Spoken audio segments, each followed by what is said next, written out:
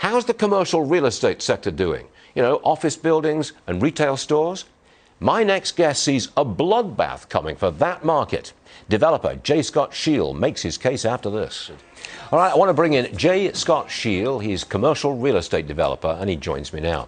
Jay, you are predicting a bloodbath for the commercial real estate market. That's a very strong word to use. Make your case. It's true. Well, realistically, what we're dealing with is a lot of pent-up forces that are all coming into play right now. The central business district office has been devastated by stay-at-home pandemic restrictions. All of the disruption that we've seen there has caused all of those assets to really be in non-covenant compliance. Same thing with Class A retail that didn't get absorbed in the last cycle. And then certainly all of your hospitality has been devastated throughout this pandemic and over the course of the last couple of years.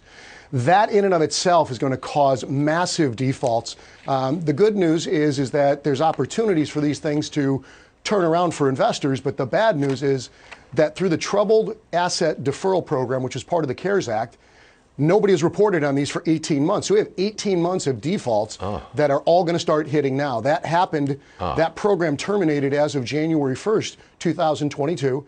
And they've got 60 days to report it. So by the second quarter of this year, those things are going to start to come out, and banks are going to have to deal with that. So that's going to be a huge crisis in and of itself. And then obviously we know that the banks, when they start to take on defaulted assets, they're not really in a position to make loans. And so many of those assets that did stabilize but have now been hurt are going to be hamstrung by their balance sheets because 3 years historic operating statements won't really be there to support new debt. With values plummeting, there's going to be a lot of blood in the streets and a lot of folks who are going to be looking for safe havens. Okay, when you say this bloodbath expression again, you're referring to rents coming way down, values of buildings and retail operations coming way down. That's the bloodbath real, right? Well, it's that, but it's also cap rate compression. We've had such cap rate compression, so you've seen values skyrocket over the last several years because it really was a seller's market, but that's about to shift. When there isn't debt, then there's less players to take those assets on. So by the natural course of things, when those values drop, lenders have to go back through and revalue them. And this is what happened in 2008 and why I feel this crisis is going to be even worse. Because what they do is the federal regulators send out appraisers to evaluate all of the assets that are in their loan portfolio.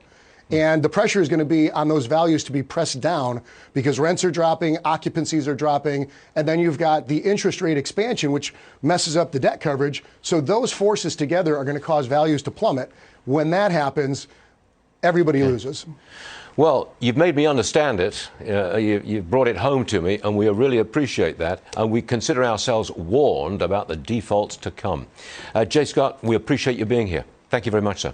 We'll see you again. Thanks for having me. Appreciate you got it.